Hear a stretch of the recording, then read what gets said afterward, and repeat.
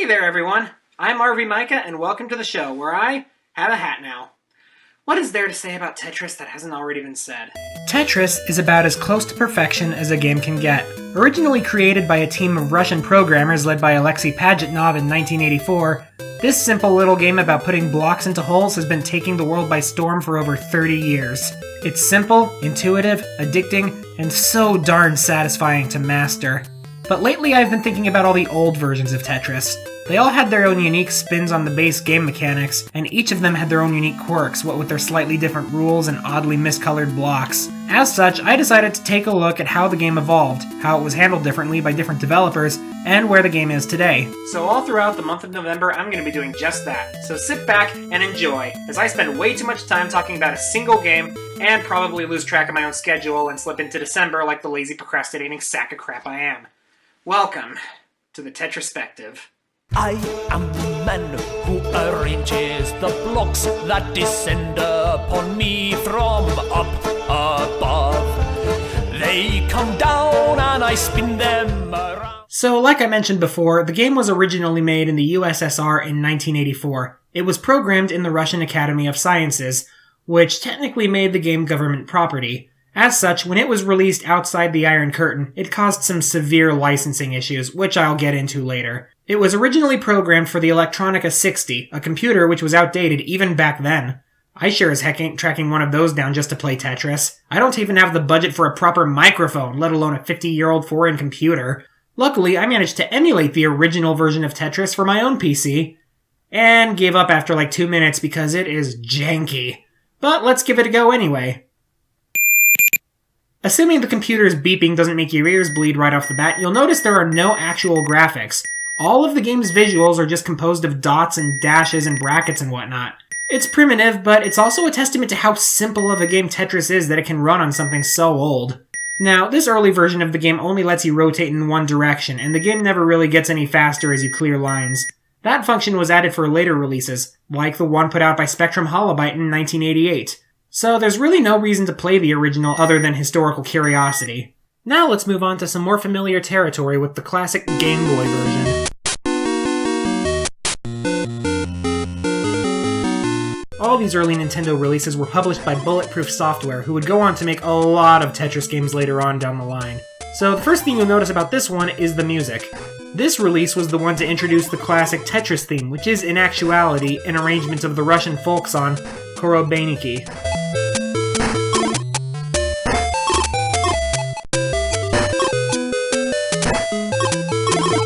This game is the one nearest and dearest to a lot of people's hearts, and it's not exactly hard to see why. This was the first handheld version, and by its very nature, Tetris is a very easy game to just pick up and play. Not only that, this was easily one of the most beloved because it was a lot of people's first exposure to the game. This thing is what sold Game Boys, at least until Pokemon happened, but at roughly the same time, Nintendo put out a version for the NES. Now this one has a different but still very Russian soundtrack, as well as a pretty unique way of circumventing the color limitations of the system. It would change color of the entire board every 10 lines whenever you went up a level. Pretty cool. In addition, you also have the Type B game. Here you have to clear a few lines in a short time while maximizing your score, and if you do well enough, you see a bunch of Nintendo characters celebrating your victory. Also pretty cool. Now, a lot of people swear by this version. Heck, it's the version used in the Tetris World Championships. But honestly, I'm inclined to disagree on that one. Now, just to clarify, I'm not saying that the game is bad. I mean, it is a Tetris game after all. How can Tetris possibly be bad? No, I'm just saying that I heavily disagree with its reputation as the one true Tetris, is all I'm saying. In order to explain why, let's take a look at another version of the game also produced in 1988, the arcade version put out by Sega. This one has none of the Russian flair of Nintendo's versions, but it's still got its own unique identity. Every time you advance a level, the background changes, almost as though you're going on a world tour or something by playing the game. The design of the blocks is also pretty interesting, I think, looking all metallic and shiny in comparison to the basic, bland, abstract ones in Nintendo's versions. Not to mention, when you get a game over, a monkey shows up and laughs at you. So there is that. Interestingly, Sega also put out 2 more arcade versions of the game, each with their own touches. The first one, Blockseed, is sorta like Tetris but with a bunch more mechanics added in. Every few blocks you set down, a row of garbage is added to the bottom, adding another layer of urgency to the already accelerating gameplay. But you've also got power-ups. Like this one, where a flicky shows up and you can drop blocks wherever you want until it hits the ground. It's cool. Then there's Flashpoint. The goal here isn't to clear as many lines as you can, but rather it's to clear one very specific line as quickly as possible. A lot of Sega mascots show up for this one, including the aforementioned Flicky, but you also got this guy from Fantasy Zone, I think the name of the game was. It's pretty addictive, honestly. All three of these Sega arcade releases would eventually be compiled onto the PS2 game Sega Ages 2000 Tetris, although it's Japan exclusive, and my PS2 is region locked, so sucks for me, I guess. I think I was talking about something before I got on that tangent about sequels. What was it again? Oh yeah, the reason Sega's version is better than Nintendo's. Basically, it all comes down to the fact that Sega's version of Tetris introduced a mechanic that basically makes the game unplayable without it. Lock delay. You see, in Sega's version, when a block touches down, you have a second or so to move it around and spin it before it locks into place. In Nintendo's version, however, a block locks into place the second it tries to fall down a space and can't. This means that at higher levels, it'll lock into place immediately when it touches the ground. This means that once you get to level 29 or so, it becomes impossible to win because you physically can't get the blocks all the way to the sides. Lock delay is the only reason Tetris is even playable at a high level, and that mechanic is completely absent from the NES and Game Boy versions. I'm not saying that Nintendo's versions are bad. They're still classics, and they still deserve to be called classics. I'm just saying that the lack of lock delay means I can't really call them the definitive versions of Tetris. And, I mean, we can all learn to appreciate each other's opinions on the internet, right? TV Tropes warned me this would happen. Maybe I can distract you all by informing you that there's another Tetris game for the NES, this time published by Tengen, a subsidiary of Atari. The interesting thing about this one is that it was technically speaking illegal, but it was sold on the shelves legitimately for a time. How can this be? Well, Gaming Historian did an excellent video on the history of all the copyright finagling for this game, which you should totally check out. But if you don't want to spend 40 minutes sitting down watching it, here's basically how it went. Hello, I'm Robert Stein, the owner of Andromeda Software. Hello, comrade. We are the USSR and we own the rights to Tetris because communism. But we've negotiated a deal, right? Correct. Here are the rights to the PC version. Cool. Hey, this part here says I can develop the game for different types of computers. Indeed, and we're confident that you won't misinterpret something so vague and unclear. Later! Alright, now to find a publisher who will buy the rights. Oh, hello. Who might you be? Heyo! We're Atari, and we'd like the rights to publish Tetris for the NES.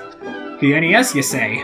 Well, the contract did say I had the rights for different kinds of computers, and the NES is technically a computer, so I guess that means I legally have the console rights to sell you. That's right. Due to a poorly worded legal document, Atari bought the console rights from a company who didn't own them but thought they did. Now let's check out the game itself while we're here. From the get-go, you'd think that this would be the superior version. It has more game modes, including actual multiplayer, and it has 4 music tracks compared to Nintendo's 3. However, the game itself feels wonky. The pieces feel oddly off-center when they appear, the graphics just aren't very appealing, and the logo covers up part of the playing field. Also, whenever you advance a level in the Nintendo version, it's completely seamless. You get a little chime, the speed increases, the game's uninterrupted. Here, though, the game stops to show you your score, completely taking you out of the experience. At least it lets you watch some authentic Russian dancing while you look at your score. Moscow, Moscow, I don't know the frickin' words, ah ha ha ha, hey! In the end, I feel like whichever version you like the most depends on personal preference. Tengen's version has more options, but Nintendo's has more polish. Considering Tengen's version was technically illegal, I guess the choice is made for you already, but this accidentally pirated version is still a fascinating piece of gaming history. But let's leave behind the Nintendo for a minute and talk about the birthplace of the game, the PC. Let's take a look at Spectrum Holobyte's follow-up for DOS, Super Tetris. Let's fire it up, just as soon as I answer the copyright protection thing.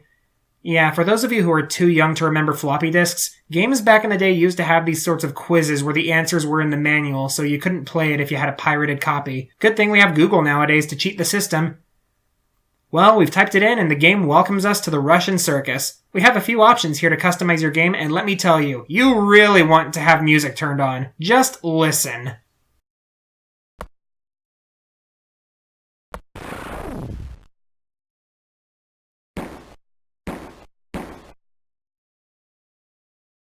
Move over, Toby Fox. Move over, Nobuo Uematsu.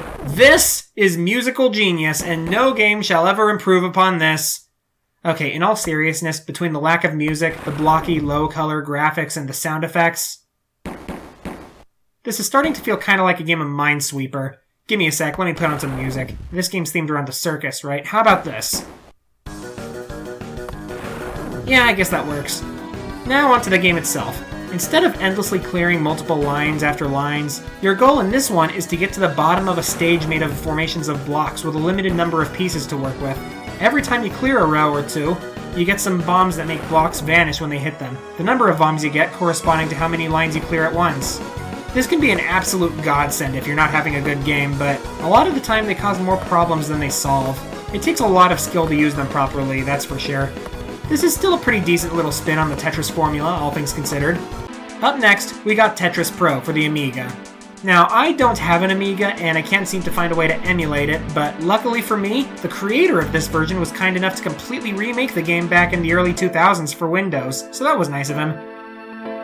First of all, I really like the aesthetic of this game. The pieces look like they're made of wood or something, so it gives off the impression that these are handcrafted artisan Tetris pieces. The music is also really cool, pretty relaxing, but also pretty somber at the same time.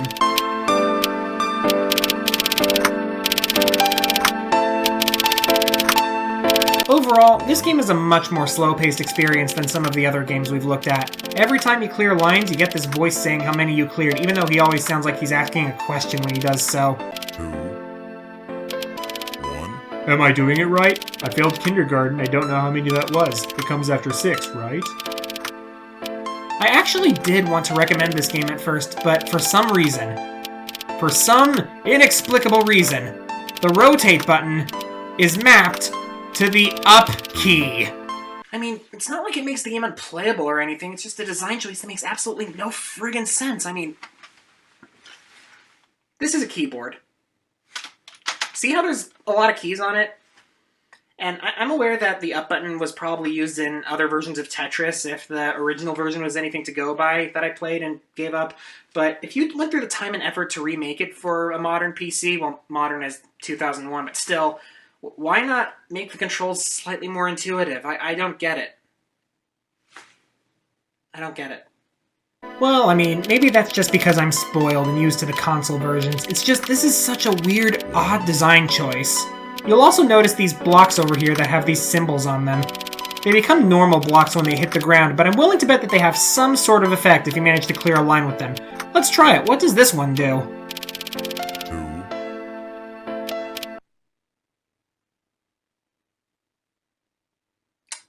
Ah. So you're telling me that these special blocks, which by the way are incredibly hard to clear lines with because they're the square ones, harm you? Why? You have to go out of your way to enable these hazardous sabotages. What function do they serve design-wise? I don't get it. Well, this one has a bomb in it. Wonder what this one does.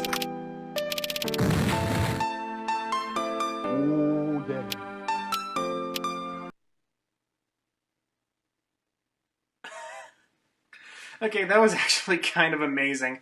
This game's pretty cool sometimes. Okay, yeah, a few of these blocks do have positive effects, sort of like the cascade effect, and one that gives you a crap ton of bonus points, but what's the point of adding harmful effects if you have to go out of your way to activate them? Anyway, Tetris Pro is really unique, it has a cool aesthetic, and the gameplay is slow-paced and more relaxing, but it has too many bizarre design choices for me to really recommend. Well, that was all the time we had for today.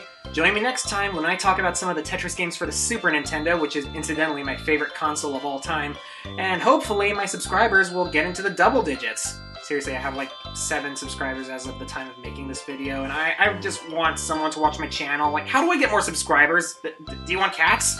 I mean, because I got a cat, but there's a cat. Will you subscribe to me if there's a cat? I woke him up to gain the power of subscribers. He pissed at me. I am so sorry, kitty. You get snackities. You're gonna get some good kitty snackities. I'm sorry, kitty. I'm sorry, kitty. I just wanted subscribers. Well, now the cat's mad at me and I'm gonna feel guilty for the rest of the week.